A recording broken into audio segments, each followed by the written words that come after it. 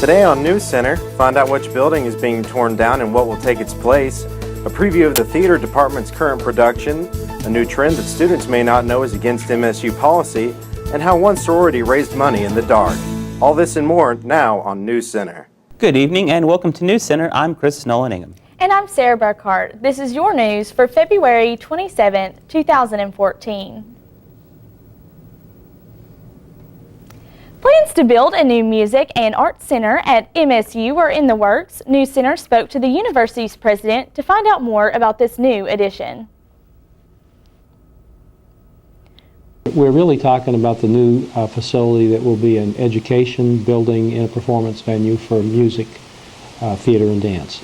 We had a conversation with the faculty in the music, theater, and dance. Those programs need a new facility. Baird Music Hall was built in 1952. It's very tired. It's had several renovations, but it's really not appropriate for our students today. So that's sort of the background.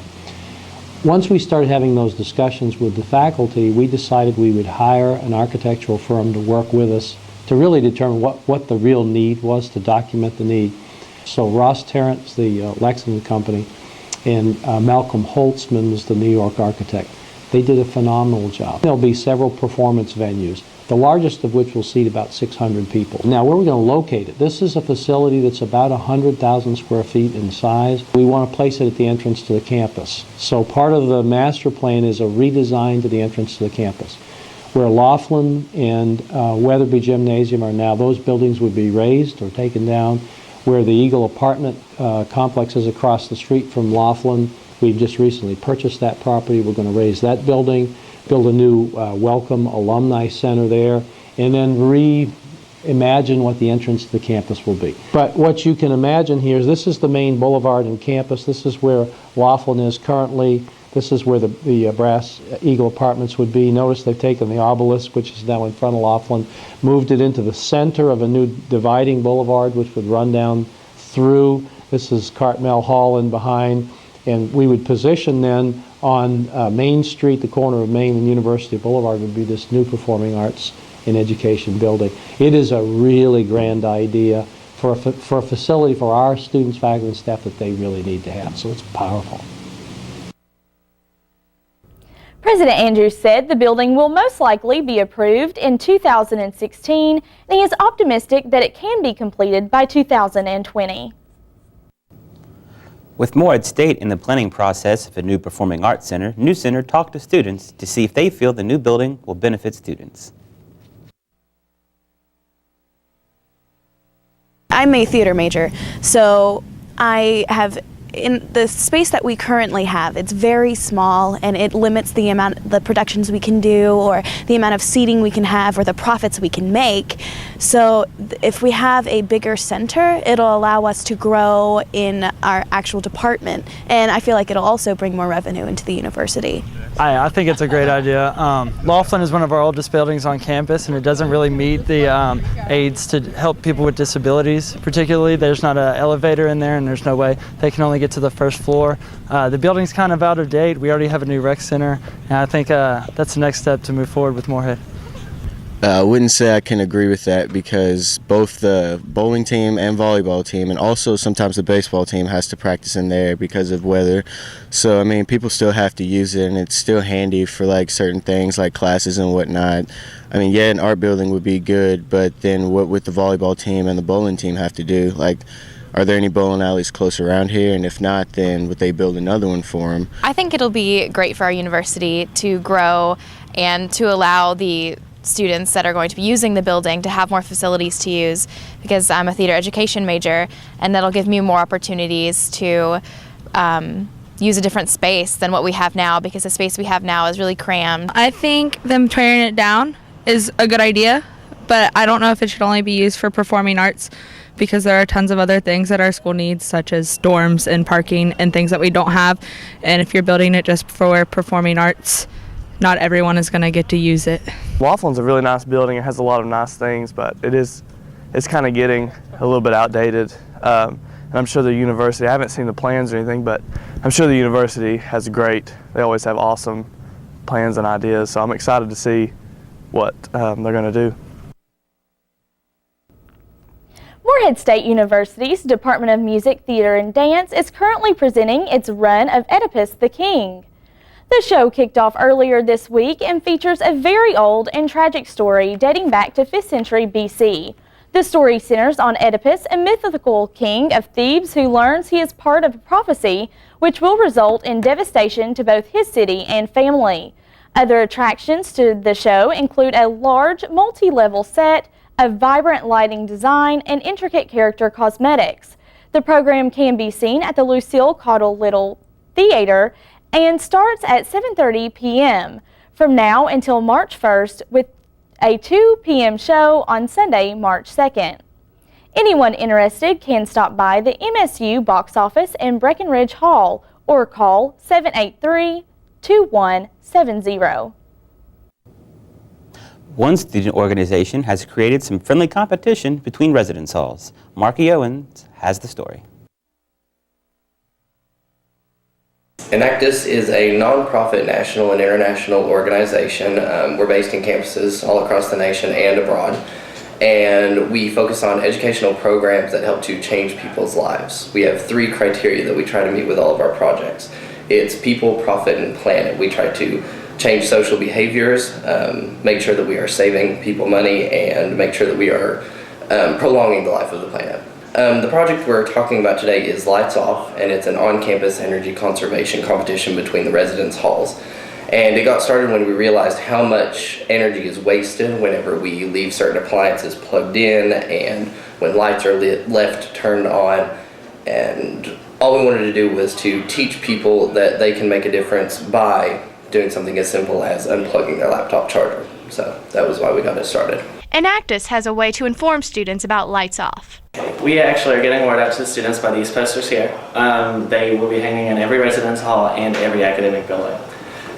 It just simply states what the competition is and the dates, what you can do, and who to contact if you want more information. Resident halls will be tracked individually. The way they track the numbers of the winning residence hall is that the facilities management office on campus will actually track the numbers from beginning of the project to the end of the project. And last year what we did was we saved about $2,300. They'll run a number, and so say if the winning residence hall saves this much energy, then we'll compare it to the previous numbers and the end numbers, and that's how we determine the winner of the competition.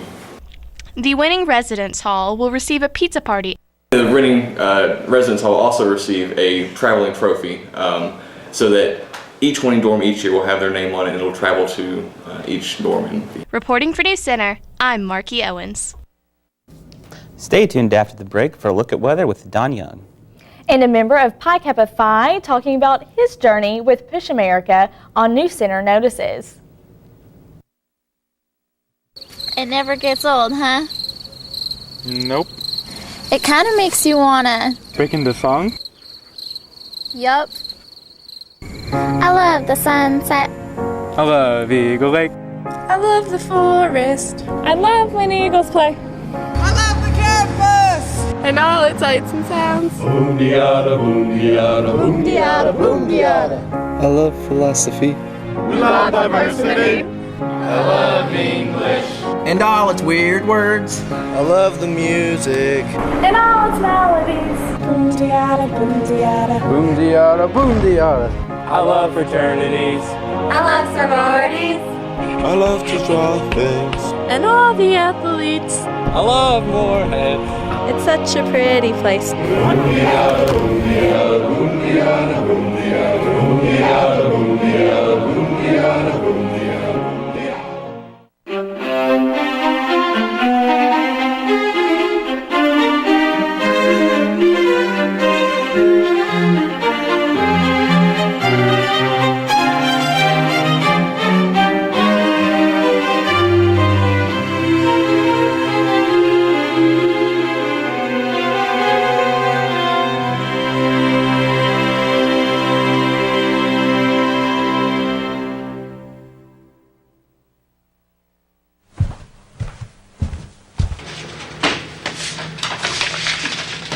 Yo, why you looking at bags, bro?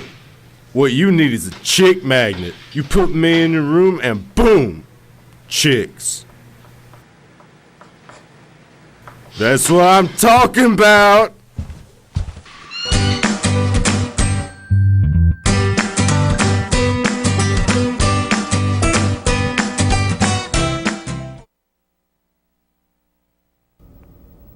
Welcome back to NewsCenter. I'm Don Young. Right now, 32 degrees outside, so quite cool. Going to be pretty cold overnight once again, but at least we've seen the sunshine today, so that was nice. Over the next few days, probably going to be seeing a little bit less of that. Look at our weather picture this week, sent in by Haley Gibson, so thanks for sending that great picture in from the top of Loch Egie. You can see the lake back there in the background. Great picture. Thanks again. Take a look at your record temperatures. 76 set back in 1994, and for the second week in a row, 1896, holding the low at -2. So quite low once again. Average temperature this time of year should be around 40 degrees here in Moorhead. So a little below that today. Tell you what your temperatures across the Commonwealth. Louisville, Derby City, seeing temperatures around 33.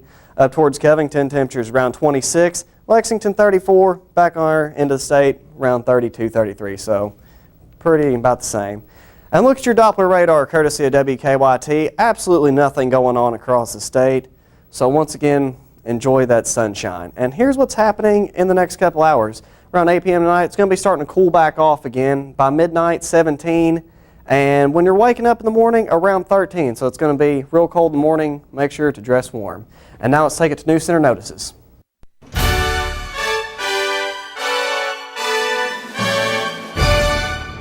We're here with Randall Roof of Pi Kappa Phi. Thank you for joining us, Randall. Thanks for having me. So tell us a little bit about the Journey of Hope and how you're biking across America.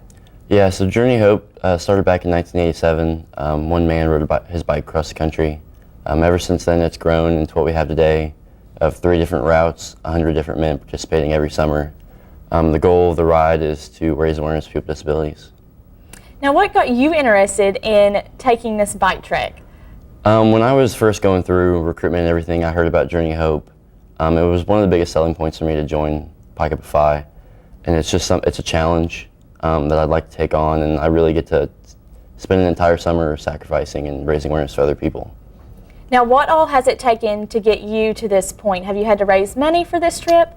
Yeah, I have to raise $5,500 to do this trip. Right now, I'm about at $3,000.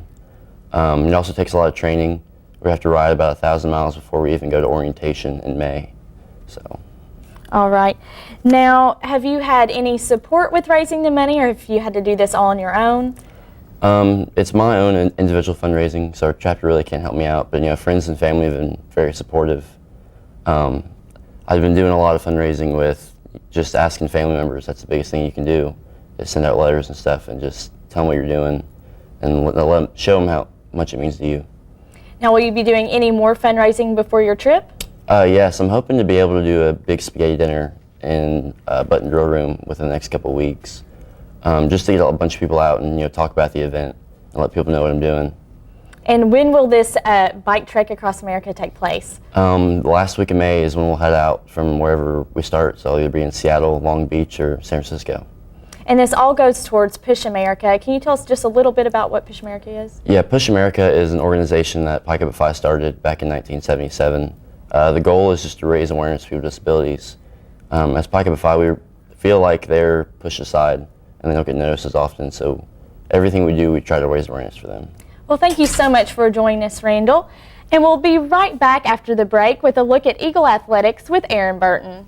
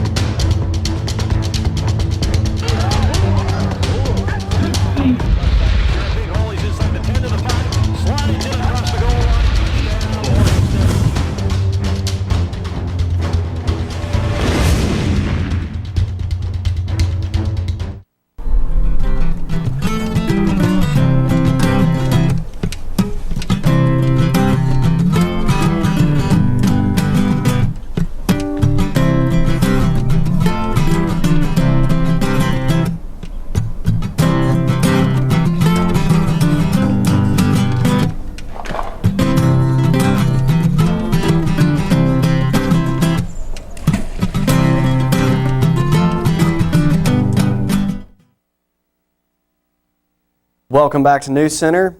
32 outside right now, so a little bit cooler than average here in Moorhead, but it is nice and sunny outside, so we do get to enjoy that. Humidity sitting at around 24%, and that's going to start going up over the next little bit throughout the weekend with some more chances of snow. Don't worry though, not too much. Hopefully just a few flurries here and there. Are seeing some pretty strong wind gusts out there today right now though. 33 in Louisville right now. Frankfurt's seeing temperatures around 31. Down in Somerset around 36. And the hot spot down there in Jackson near the National Weather Service. So at least they got a little bit warmer down there, but not a whole lot. Taking a look at your Doppler radar courtesy of WKYT. You can see nothing going on in Kentucky right now. So that's why we're getting to enjoy that sunshine for the next little bit, that is. Overnight, around 8 tonight, about 20 degrees, moving into midnight, 17. And by your wake-up hour in the morning, around 13 degrees. So going to be nice and cold this morning, but warming up to 24 around 1. So won't be too cold too long. And taking a look at your national radar, you can see we got a few storms out towards Colorado, Utah, a few things going on out there. Nothing really going on in the Midwest really though at all. I mean, completely clear. A few little showers down in Florida, a little bit of snow up there in New York. So right now, we're just enjoying that sunshine here. You can see the cloud coverage on those storms just a little bit more. Pretty much from Texas to West Virginia, it's nice and clear. Tonight, it's going to be 13, and there might be a few raindrops tonight. Tomorrow, some flakes into the afternoon. 35 of the high, so it's going to be between flakes, probably more flakes than rain, but it's going to go back and forth. By the time it does start to do anything, it will be cooler out, and you'll see your sunrise around 7:14 in the morning. Let's take a look at your 7-day forecast. 30% chance tomorrow of those snowflakes we were talking about. No accumulation though, nothing to worry about. Should be gone by Saturday with a high of 44. But then going into Saturday night into Sunday, there is a storm approaching us.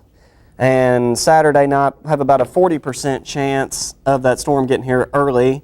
But it should mostly hit between Sunday and early Monday morning.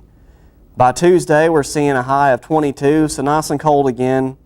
And then working into Wednesday, some more possible flakes.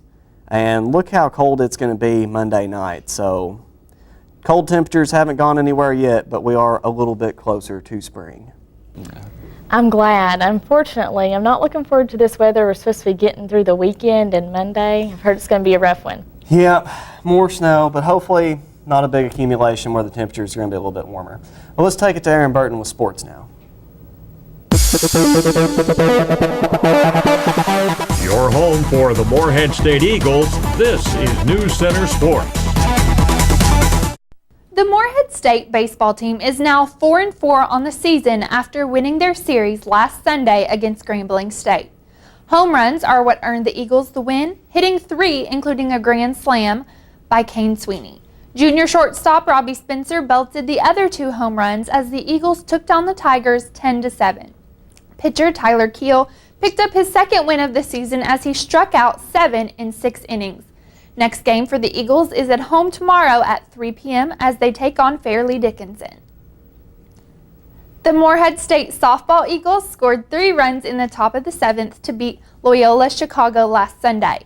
Sophomore first baseman Dana Hutchings had a hit and an RBI, and senior shortstop Sam Howard also added an RBI to the win.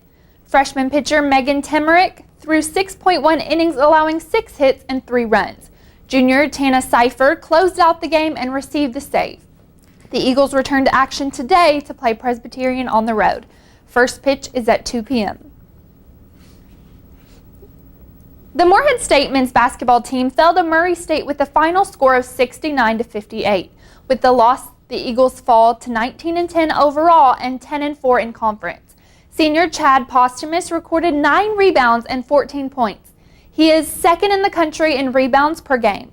Junior Angelo Warner scored a team best of 18 points.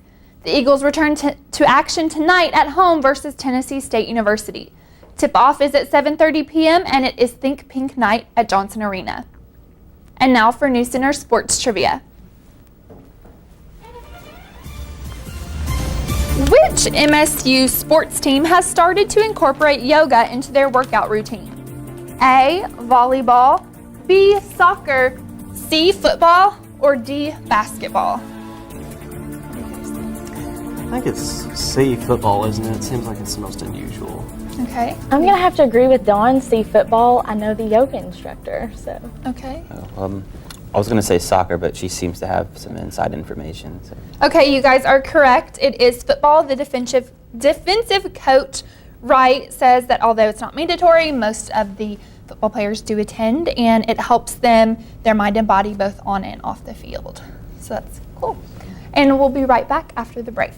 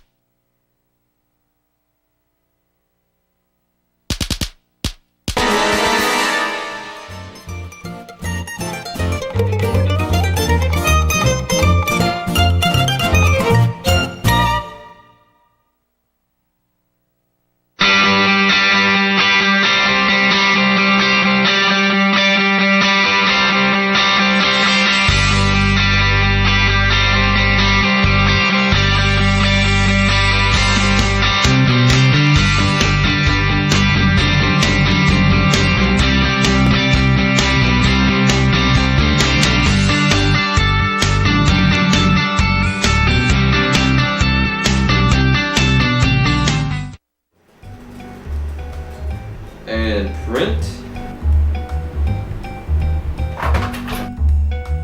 Oh, yeah.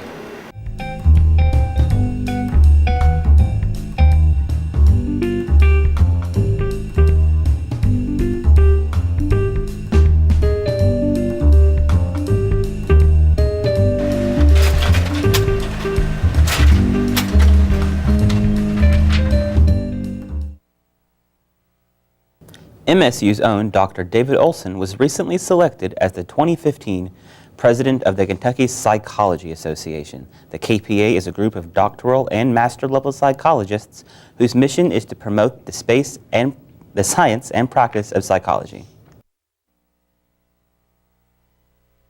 Well, it's really an honor for me. I feel I'm humbled that I was elected. It's an honor and a privilege to serve the organization. I've been a member for a long time.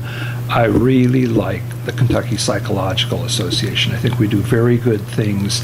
It's just nice to be in a community of like-minded people. You know, we all like psychology. We're all interested in psychology. So it's a great opportunity and really an honor. Although Olson doesn't take over the presidency until 2015, he is currently serving as president-elect. A new trend among students who smoke and those trying to quit may find themselves breaking one of Morehead State's policies. Electronic cigarettes are battery-operated devices that work by heating a liquid containing nicotine using an atomizer. This then turns it into a vapor cloud that can be inhaled. There's been a big rise in the sales of the electronic cigarettes instead of the regular cigarettes. People of all ages are coming in and buying and smoking them, either to help them quit smoking or to lessen their smoking. With the tobacco ban on campus, this left many students to question if electronic cigarettes were also prohibited. When we formulated the tobacco policy, we included in that the restriction on e-cigarettes. They were just kind of becoming known or popular at the time we did that, because it's been a number of years, you know, since we've had initiated that policy. So we, at that time, included the ban on e-cigarettes, anything that appears to be smoking, anything that would give the appearance of smoking a tobacco product or using a tobacco product. According to the Los Angeles Times, the jury is still out on e-cigarettes. There are health experts on both sides of the fence, but both say there are simply not enough studies on the short and long-term effects of smoking electronic cigarettes. If you are attempting to quit smoking, there are still many FDA-approved ways to do so. MSU offers smoking cessation programs for faculty and students. For more information, visit the Caudill Health Clinic located in Allie Young Hall. This week, Morehead State held its first annual Healthy Cooking Workshop for faculty to promote healthy lifestyles on and off campus. Mary Demerin has more. This was the Healthy Cooking seminar or workshop that we have for our faculty and employees. What we try to do is get our chef, who's awesome, Richard Thompson, to come in and just teach our employees a quick meal that they can do, something that's going to be healthy, something that they can fix for their family and not to have a lot of effort in, just to kind of take the idea that cooking is hard and making it more about that cooking can be fun and easy and something anybody can do. It's something that we try to get the students involved with just to promote healthy lifestyle changes and fitness, so it's a pretty good program. There are 2 upcoming healthy workshops this semester, and students are encouraged to attend. For more information, visit moreheadstate.edu/livewell. With the career fair coming up, some students may be looking for proper business suits. Career Services has a program to help students find just the right fit. If you really want to impress, a suit's best. The Suit Bank is a collection of gently used and donated suits. Students can access the Suit Bank, and if they find something, it is theirs to keep. And we're open 8 to 4:30, so just stop by. You don't need to make an appointment to come see if there's something that fits you. Just come when you can. We have suited, I think, over 200 students, close to 300 students since we started the Suit Bank. I think being dressed for success, you hear that phrase quite often, and it's true. Those first impressions matter, and it's what you're wearing when you walk in the door, and that was why we started this Suit Bank. Whether a student needs clothing for an interview or to attend the career fair, you do not have to wear a suit to the career fair. We recommend a suit, and if you want to be eligible for the iPad mini contest that we have, you do have to have a business jacket on for that event. The career fair will be held March 4th from 10 to 1 in the Krager Room on the 3rd floor of ADUC. This week was Gamma Phi Beta's Philanthropy Week. NewsCenter was there. For Philanthropy Week, we are, our first event on Monday is Chickabiddy, and that's just kind of where people go out and do the donation cup, and we get proceeds from that. And then today, which is Tuesday, we are doing Zumba glow in the dark. So we kind of just set up black lights that make it kind of like night themed and bring all kinds of lights and try to make it a fun atmosphere. And then we have a Zumba instructor. And then Wednesday we'll be doing team volleyball, and we usually have a pretty good turnout for that. So that's usually our main event that we kind of look forward to. Well, we just started this last year, and it's kind of a developing thing still. As we do it more and more, we're kind of figuring out, okay, this works, this doesn't. So I feel like we're going to try to keep with it and just buy more supplies for it, and eventually it'll be really big.